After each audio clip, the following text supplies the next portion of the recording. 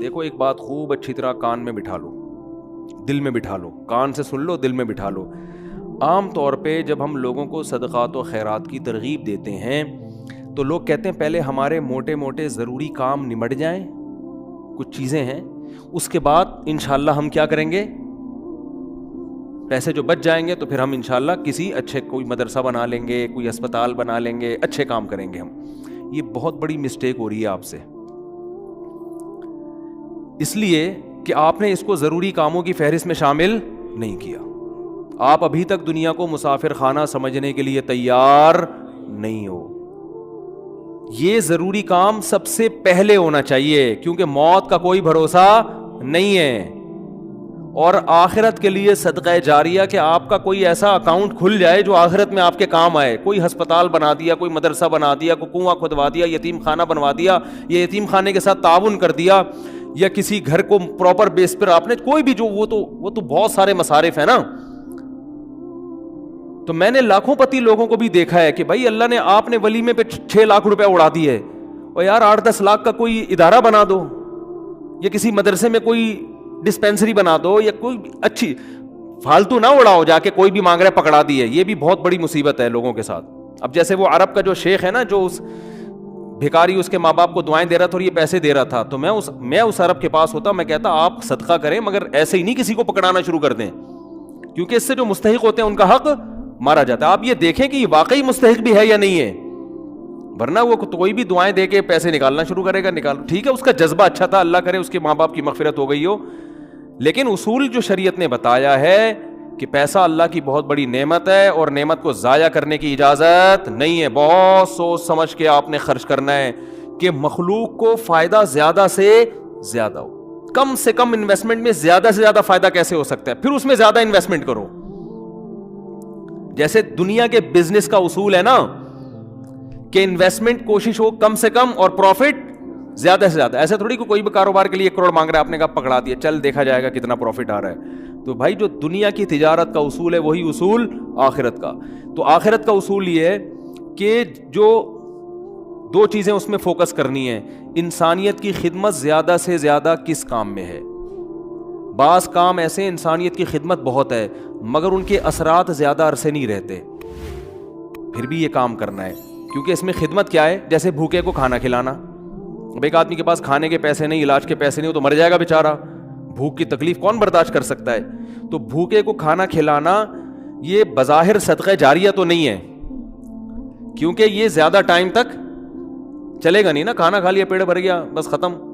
لیکن یہ خدمت بہت بڑی ہے تو اس کو بھی فوکس کرنا ہے. اور بعض چیزیں ایسی ہوتی ہیں کہ جس میں فوری طور پر خدمت تو بہت نہیں ہو رہی ہوتی, لیکن اس کا اثر آپ کے مرنے کے بعد بھی قائم. جیسے کنواں بنا دیا آپ نے, اب کنواں ایسی چیز ہے جب تک کنواں رہے گا لوگ پانی پیئیں گے, آپ کو ثواب ملتا رہے گا. درخت لگا دیا, مر گئے, تو درخت سے کو بہت زیادہ, ایک درخت سے کیا فائدہ ہوگا, نہیں آ رہی سمجھ میں بھائی ان کے. بھائی آپ نے ایک نیم کا درخت لگا دیا تو کوئی بہت تو نہیں نا, کوئی لوگ اس کو کھائیں گے تھوڑی, نہیں بھی لگاتے تو کیا ہو جاتا. تو اس میں انسانیت کا فوری طور پہ کوئی بہت زیادہ فائدہ نہیں ہو رہا ہے ایک درخت سے, لیکن اس کے اثرات بہت دیر تک قائم رہیں گے.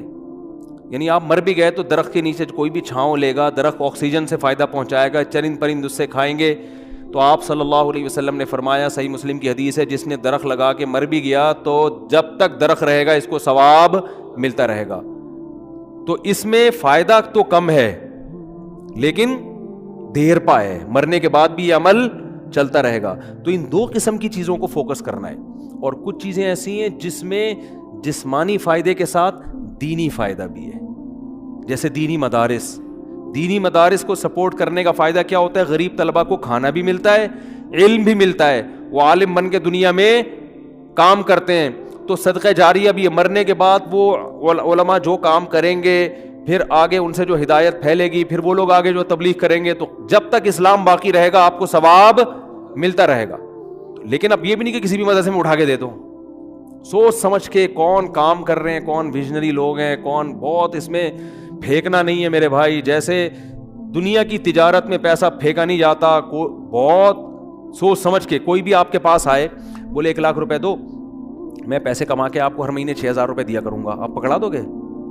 ہیں انکوائری کرو گے بھائی 1 لاکھ کہاں, کون سا کاروبار آ گیا جس میں 1 لاکھ پہ آپ مجھے 10,000 دو گے یا 6,000 دو گے؟ وہ بتائے گا یہ ہے, اچھا مجھے دکان دکھاؤ چل کے. پھر جب آپ کو دکان دکھائے گا تو آپ کہو گے جب 1 لاکھ پہ آپ 6,000 کما سکتے ہو تو اپنے ہی لگا لو. ہیں کیا خیال ہے بھائی؟ میرے والد صاحب نے کہا تھا جو بھی آئے نا پیسے مانگنے اور کہے کہ اس انویسٹمنٹ میں اتنا پروفٹ ہے, اتنا پروفٹ ہے, آدھا تمہیں دوں گا آدھا خود رکھوں گا, تو اس سے پہلے پوچھو کہ تمہارے پاس کتنے پیسے ہیں. وہ بتائے اتنے, تو پھر پورے اپنے کیوں نہیں لگا لیتے, اس میں پورا پروفٹ خود رکھو. کیا خیال ہے بھائی؟ ہاں وہ غریب آدمی ہو تو ایک الگ بات ہے, اور اللہ کا شکر ہے مجھے اس کا فائدہ ہوا. 1 دفعہ ہوا, دوسری دفعہ والد صاحب کی نصیحت پہ عمل نہیں کیا تو سارے پیسے ہی الحمدللہ سارے ڈوب گئے تھے. ٹھیک ہے, 1 دفعہ فائدہ بھی ہوا. ایک صاحب جو ایک بڑے پوش ایریا میں رہتے تھے, میں چونکہ اس ایریا کا نام لوں گا تو کہیں ایسا نہ ہو وہ سمجھ جائیں, لیکن قصہ پرانا ہو گیا وہ نہیں سمجھیں گے, پھر بھی احتیاط یہی ہے کہ نام نہ لیا جائے. مالدار علاقے کے تھے, مجھے کہنے لگے کہ میں یہ کاروبار کرنا چاہتا ہوں. اچھا اس ایسے ایریا میں رہتے تھے کہ مجھے پتا تھا اتنے پیسے تو ان کے پاس ہوں گے ورنہ اس ایریا میں رہ نہیں سکتا آدمی. اب ایک آدمی ڈیفینس, ایک مثال دے رہا ہوں ڈیفینس کی, ڈیفینس میں رہتا ہو اور کہ میری تنخواہ 10,000 روپے, تو آپ کہو گے بھائی 10,000 والا ڈیفینس میں نہ کرائے پہ رہ سکتا ہے اور اپنا گھر ہو تو سوال ہی پیدا نہیں ہوتا, یہ کروڑوں کا تو نے گھر کیسے خرید لیا 3 کروڑ کا ہے بھائی. ہو سکتا ہے 4 کروڑ. اسٹیٹ ایجنٹ والے مجھے پھر فون کریں گے آپ نے ڈیفینس کی ویلیو کیا کر دی ہے, بیان میں گرا دی ہے. تو میں مثال دے رہا ہوں, یہ اب ہر بیان کو نا لوگ بڑے سینسٹیو بن کے لے رہے ہوتے ہیں کہ آپ نے ڈیفینس میں 3 کروڑ بول دیے, ہماری تو ویلیو. تو اب کیونکہ شہرت ہو گئی ہے نا تو ہر چیز کو بہت زیادہ لوگ سیریس ہو رہے ہیں. 25 کروڑ ٹھیک ہے نا, 25 کروڑ کا. اب اس سے پھر لوگ پریشان ہوں گے, یار ہم لے رہے تھے آپ نے قیمت بڑھا دی. تو بھائی یہ محض ایک مثال ہے, مجھے نہیں پتا ڈیفینس میں قیمتیں کیا چل رہی ہیں, تو کچھ بھی لگا لو قیمت. تو آپ نے کیا کیا, بات کیا چل رہی تھی, ہاں بندہ میرے پاس آیا, رہتا پوش ایریا میں, مالدار علاقے میں, مجھے کہنے لگا آپ مجھے پیسے دو, میں یہ چیز خرید کے بیچوں گا, آدھا پروفٹ آپ کا آدھا میرا. تو مجھے ابا کی بات یاد آ گئی. میں نے کہا جو اتنے انویسٹمنٹ آپ مجھ سے کروا رہے ہو تو یہ چیز آپ خود خرید کے بیچ دو پورے پیسوں کی, پورا پروفٹ آپ کا, مجھے آدھا کیوں دے رہے ہو؟ انویسٹمنٹ جو مجھ سے کروا رہا ہے اور آدھا پروفٹ دے رہا ہے, اس کا مطلب وہ رسک لینے کے لیے تیار نہیں ہے. بولے ڈوبیں تو اس کے ڈوبیں, اس کا مطلب آپ کو خود پتا ہے کہ یقینی پروفٹ نہیں ہے.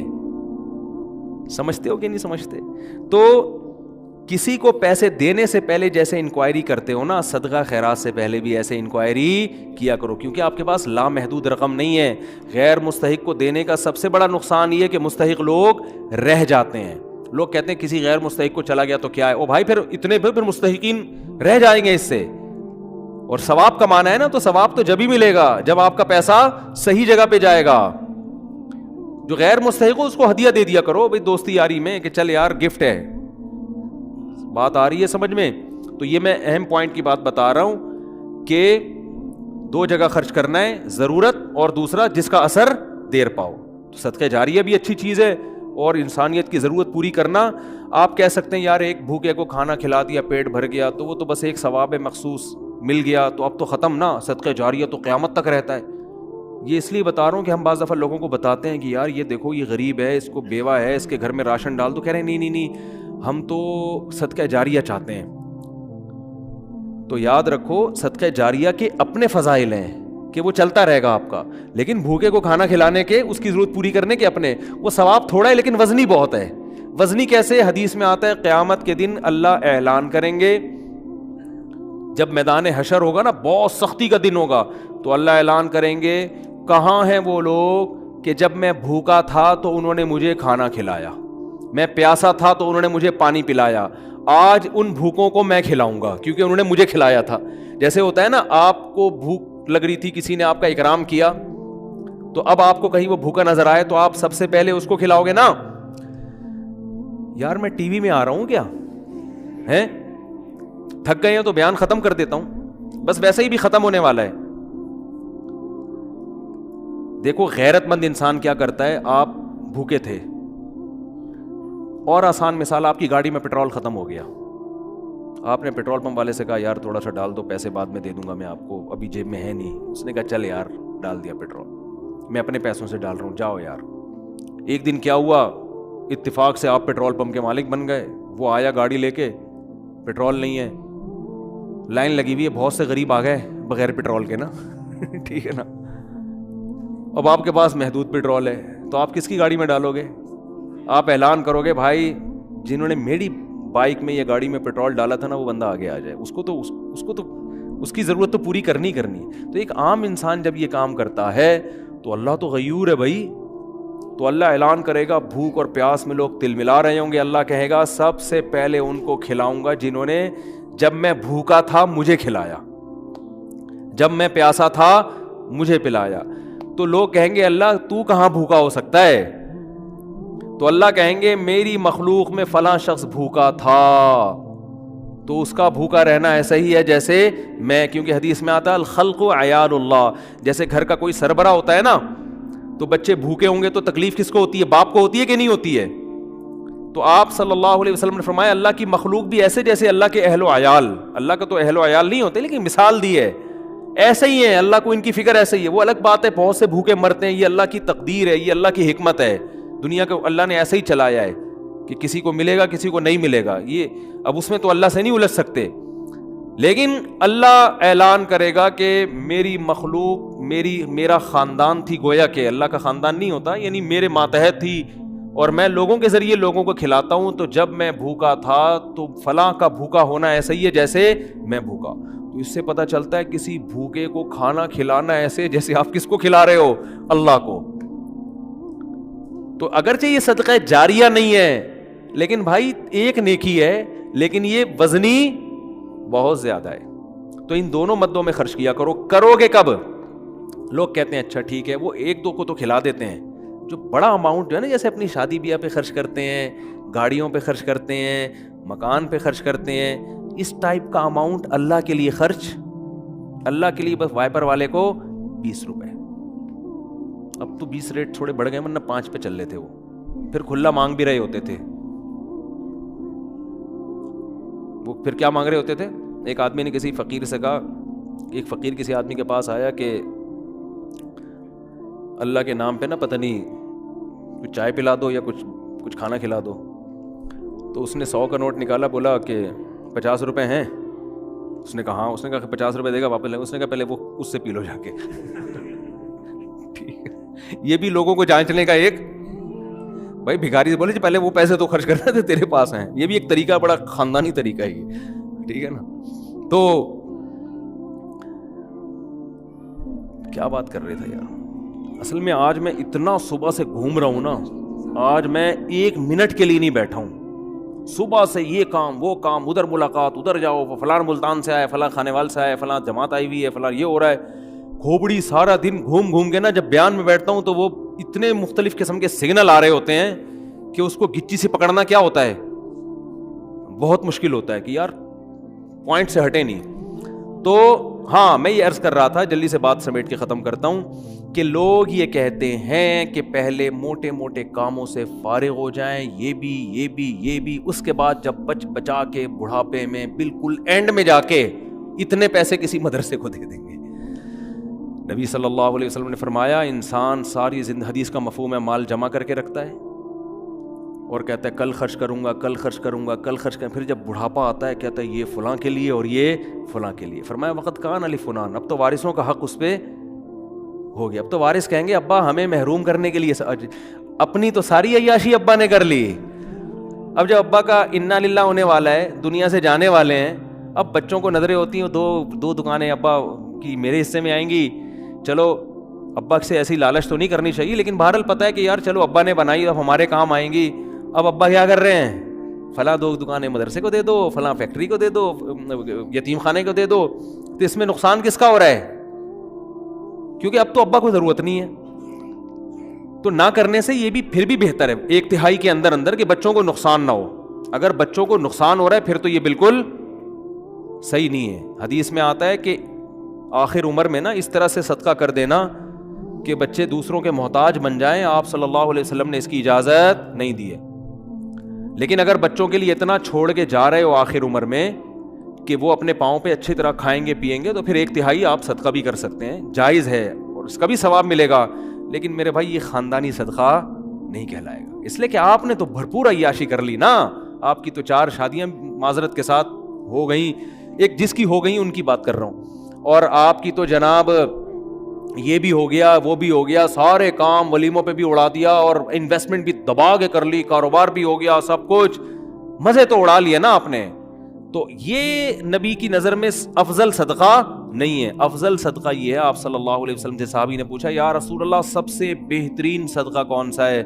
آپ نے فرمایا وہ صدقہ ہے تأمل الغنا وتخشى الفقر, تمہیں امید ہو کہ اگر یہ پیسہ میں نے صدقہ نہیں کیا تو اس سے ڈبل بنا سکتا ہوں, پیسے سے پیسہ کما سکتا ہوں, یہ امید ہو, اس حال میں پیسہ صدقہ کرو. اور یہ بھی ڈر ہے کہ اگر کر دیا تو فیوچر میں غریب نہ ہو جاؤں. اس ملی جلی کنڈیشن میں جو صدقہ ہوگا نا وہ کیا کہلائے گا؟ خاندانی صدقہ.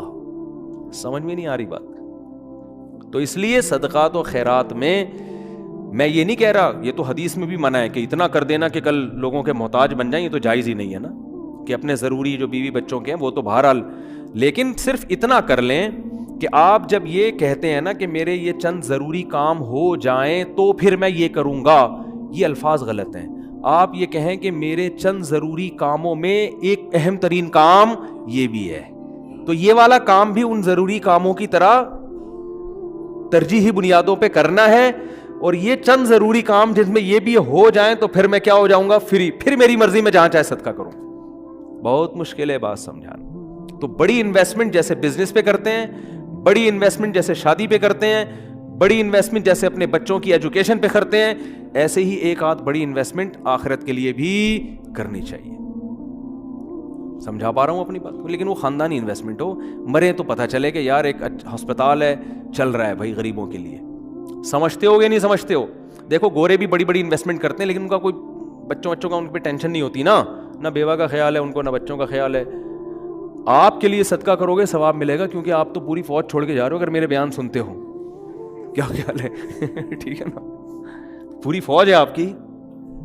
تو دونوں, اور پھر عجیب بات ہے آپ نے اس نیت سے نہیں کرنا کہ ریٹرن ملے گا, اسی نیت سے کرنا ہے کہ میں نے جو خرچ کیا وہ گیا, ختم, بس دنیا میں نیکی کر دریا میں ڈال. لیکن ویسے میں ایک جنرل نالج کے لیے بتا رہا ہوں کہ اللہ ڈبل کر کے دیتا ہے واپس, بلکہ اور بڑھاتا ہے, پھر دیتے جاؤ گے بڑھاتا جائے گا, دیتے جاؤ گے. حدیث میں آتا ہے ما نقصت صدقۃ من مال, صدقے سے مال میں کبھی بھی کمی نہیں ہوتی نہیں ہے. لیکن آپ نے یہ نیت نہیں کرنی, آپ نے یہ نیت کرنی ہے کہ میں دے رہا ہوں اور مجھے نقصان نہیں ہوگا اس کا, میرا کاروبار بھی کم ہو جائے گا اور میرے گھر میں بھی تھوڑا خرچہ کیا ہو جائے گا, یعنی میری اپنی بیوی بچوں سے تو خرچہ مت روکو, ان کو نہ بھیٹ چڑھاؤ اپنے توکل کی, ٹھیک ہے نا, اپنا میری گاڑی تھوڑی سی سستی ہو جائے گی, یہ ہو جائے گا وہ ہو جائے گا, اپنے اوپر تو رکھ کے سب کچھ کرو. یہ نیت یہی کرو کہ یار کم ہی ہو جائے گا. لیکن ویسے میں جنرل نالج کے لیے بتا رہا ہوں کم ہوتا نہیں, کیونکہ اگر آپ نے نیت یہ کر لی نا کہ بڑھ جائے گا, پھر نہیں بڑھے گا, پھر نہیں بڑھے گا. اور اس میں بات چاہ کے کمپلیٹ ہو جائے, لیکن اس میں آپ نے یہ دیکھنا ہے آپ میں توکل کتنا ہے. صحیح ہے نا, کل آزمائش آئی تو ایسا نا یار مجھ سے آپ کا بیان ہی گلے پڑ گیا یار, تو کوئی بات نہیں, پہلے یہ والے بھی کر لو پھر کر لو, تو خاندانی نہ ہو, غیر خاندانی صدقہ بھی ہو تو چلو صدقہ تو ہو گیا نا. تو خاندانی صدقے کے لیے تھوڑی سی کھوپڑی بھی خاندانی ہونی چاہیے, تو یہ ظرف بھی ہونا چاہیے اسی حساب سے, تو اپنی حیثیت دیکھ کے. لیکن میرا مقصد صرف یہ ہے کہ یار کچھ تو انویسٹمنٹ آخرت کے لیے بھی جوانی میں جب آپ کو ضرورت ہے, بڑھاپے کے لیے نہ رکھو. بڑھاپے میں اللہ اور توفیق دے دے گا, اور صدقہ ایسی چیز ہے جس کو ایک دفعہ عادت پڑتی ہے نا پھر ہاتھ رکتا نہیں ہے اس کا. آدمی بعض دفعہ ایک بڑا اماؤنٹ خرچ کرتا ہے کہ یار یہ میں بڑا اماؤنٹ خرچ کر رہا ہوں بس تاکہ ایک دفعہ ہو جائے, کل مروں, کوئی بھروسہ نہیں, کل مر جاؤں تو صدقہ جاریہ ہوگا. تو ایک دفعہ کرو گے نا, عادت ایسی پڑتی ہے اس کی, پھر کل دوبارہ یہی سوچ کے دوبارہ کرو گے. یہ اللہ کی طرف سے ایک نعمت ہے کہ جو کرتا ہے پھر اللہ اس کو صدقے کرنے کی توفیق دیتا رہتا. تو یہ سب سوچ سمجھ کے, تو ہاں اچھا اس میں پھر دو کام کرنے ہیں. کچھ صدقے تو پبلک کو دکھا کے کرنے ہیں, اپنے بچوں کو بھی بتاؤ, بیوی کو بھی بچاؤ, بھائی کو بھی بتاؤ, رشتہ داروں کو بھی بتاؤ, کیونکہ قرآن میں جگہ جگہ آتا ہے کہ نیک لوگ چھپا کے بھی صدقہ کرتے ہیں اور علانیت. دکھانے کا فائدہ یہ ہوگا پبلک کو ترغیب ہوگی کہ یار اس نے جب یہ ہسپتال بنا سکتا ہے, مدرسہ بنا سکتا ہے, یتیموں کی مدد کر سکتا ہے اور نہیں مرا ماشاءاللہ کھا رہا ہے, کچھ ہمیں بھی عبرت حاصل ہوگی کہ نہیں ہوگی. بچوں کو جب بتاؤ گے تو بچے کہیں گے یار میرے باپ نے اتنا کچھ کیا, جب وہ باپ بنیں گے تو ان کا بھی دل چاہے گا. تبھی میں لوگوں سے کہتا ہوں اپنی بہنوں پہ خرچ کیا کرو لفافے میں, اور بچے کو بتاؤ دیکھو میں نے پھپھو کو تمہاری اتنے پیسے دیے, شو مارنے کے لیے نہیں, تاکہ وہ بھی آپ کی بہنوں آپ کی بیٹیوں پہ جب آپ اپنی بہنوں پہ اپنی اولاد کے سامنے خرچ کرو گے تو آپ کا بیٹے کو خیال ہوگا کہ یار مجھے بھی جب میری ارننگ آئے گی تو مجھے بھی اپنی بہنوں کا خیال کرنا ہے. ہماری یہ پرمپرا ہے, ہمارے خاندان میں مرد عورتوں کا خیال کرتے ہیں.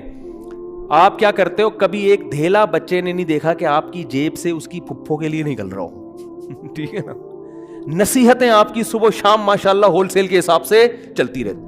بچے کو سمجھاتے رہتے ہو غریبوں کا خیال کیا کرو, بوڑھے ماں باپ کا خیال کیا کرو. بچے کو پتا ہے فری پھوکٹ کی نصیحتوں کے علاوہ ابا کے پاس کوئی کام نہیں ہے. فری پھوکٹ کی نصیحت.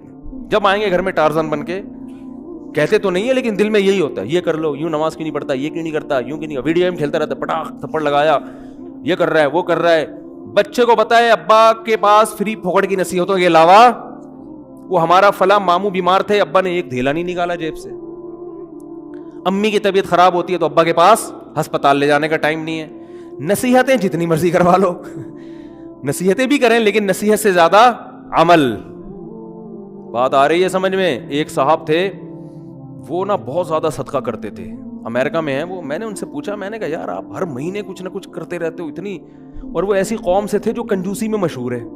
میں نے ان سے پوچھا آپ کی قوم کیا ہے؟ میرا خیال تھا کوئی سید ہاشمی قریشی ہوں گے, کوئی وہاں کے مکہ مدینہ کے اتنے سخی. تو انہوں نے کہا یار ہم وہ قوم کا نام لیا جو کنجوسی میں جس پہ لطیفے بنے ہوئے ہیں. میں نے کہا اس قوم کے ہو کے آپ اتنے ماشاءاللہ؟ تو انہوں نے کہا یار میرے باپ کو ہم نے بہت صدقہ کرتے ہوئے دیکھا ہے, تو بس ہم نے ابا سے سیکھی, ہماری یہ بلڈ میں یہ چیز شامل ہو گئی ہے, نہیں کرے تو ہمیں سکون نہیں ملتا. میں نے کہا یار بڑے خاندانی ہو. میں نے کہا یار کبھی آپ کو دکھاؤں گا بھائی اس قوم پہ لطیفے بنانا چھوڑ دو. قوموں پہ لطیفے ہیں نا, ایک قوم بڑی کنجوس مشہور ہے, ان کے یہاں جب بچہ پیدا ہوا نا تو سب آئے مبارکبادی کے لیے, سارے جمع ہو گئے. تو بچہ کہتا ہے ابھی سارے یہاں جمع ہو گئے, دکان پہ کون بیٹھا ہوا ہے؟ تم سب یہاں گئے مبارکباد دینے کمبختوں. یعنی اتنی اللہ نے اس بچے کو قوت گویائی عطا فرمائی, یہ بلڈ میں آ جاتی ہے نا چیز. تو بچے کو عقل نہیں ہے, شعور نہیں ہے, لیکن اس کے جینز میں یہ چیز آ گئی ہے کہ بھائی دکان کا بھائی آدھے ابھی آ جاتے ہیں, آدھے کسٹمر کو سنبھالتے. یہ لطیفہ ہے, کوئی سچا واقعہ نہیں ہے یہ, ٹھیک ہے نا, ایسی فرضی لطیفہ ہے سمجھانے کے لیے کہ کچھ اتنا کر کے جاؤ کہ بچے پیدا ہو کے جو ہے نا یہ بول رہے ہوں کہ ہم مبارکبادی میں 5 روپے تمہاری جیب سے نہیں نکلے. سخاوت کی ترغیب دیں وہ. تو خیر کچھ چھپا کے کچھ دکھاؤ, اور کچھ کیا کرو ایسا چھپاؤ کہ وہ حدیث میں آتا ہے دائیں سے دو بائیں کو پتہ نہ, بھول جاؤ. نیکی کر کے دریا میں ڈالنا جسے کہتے, خود بھی بھول جاؤ کہ میں نے کوئی نیک کام, کوئی صدقہ کیا, کسی غریب کو کھلایا بھی ہے کہ نہیں کھلایا. جیسے عرب لوگ کرتے ہیں نا, آتے ہیں بیٹھ جائیں بھائی, بیان ختم ہو جائے پھر کرنا سوال, ٹھیک ہے, بیان ختم ہو جائے. تو جیسے عربوں میں ہے نا کہ دائیں ہاتھ سے دیتے ہیں ایسے, بعض فقیروں کو وہ یوں کرتے ہیں جیب میں ڈال دیتے ہیں, بس یوں کر کے نکل جاتے ہیں. اس فقیر کا سامنا بھی نہیں کرتے کہ کہیں یہ نہ دیکھ لے, اور پھر یہ جب ملے گا تو جھک کے ملے گا, یہ بھی نہ ہو. ایسا دو کہ کسی کو بھی پتہ نہ ہو, جس کو حدیث میں کہتے ہیں لا تعلم شمالہ ما تنفق یمینہ, دائیں ہاتھ جو خرچ کر رہا ہے بائیں کو بھی پتہ نہ چلے. اس سے پتہ چلتا ہے دیتے ہوئے کون سا ہاتھ استعمال کرنا چاہیے, دائیں. لیفٹ ہینڈ سے لین دین کرنا یہ شریعت میں پسندیدہ نہیں ہے. میری تو عادت ہے, کوئی دکاندار بائیں ہاتھ سے پیسے پکڑاتا, میں کہتا ہوں بھائی کیوں نحوست ڈال رہا ہے اس کے اندر, اس کو ہاتھ چینج کر کے سیدھے ہاتھ سے دے دے. مجبوری ہو تو ایک الگ بات ہے, آپ ڈرائیونگ کر رہے ہیں تو پھر اب یہ تو نہیں کہ وہ جو ہے نا ایک ہاتھ سے گیئر پکڑا ہوا ہے ہاتھ چھوڑ کے جی تو کھڈے میں گر گئی گاڑی. تو مجبوری میں لیفٹ ہینڈ استعمال کیا جائے گا. مجبوری میں الٹے ہاتھ سے کھانے کی بھی اجازت ہے مجبوری میں, لیکن نارملی ڈرائیونگ میں آپ الٹے ہاتھ سے, مجبوری ہوتی ہے بعض دفعہ, بعض لوگ رائٹ ہینڈ سے صحیح اسٹیئرنگ پہ قابو رکھتے ہیں, لیکن نارملی نہ دائیں بائیں سے لیفٹ ہینڈ سے کھانا چاہیے, نہ لین دین کرنا چاہیے. سمجھتے ہو؟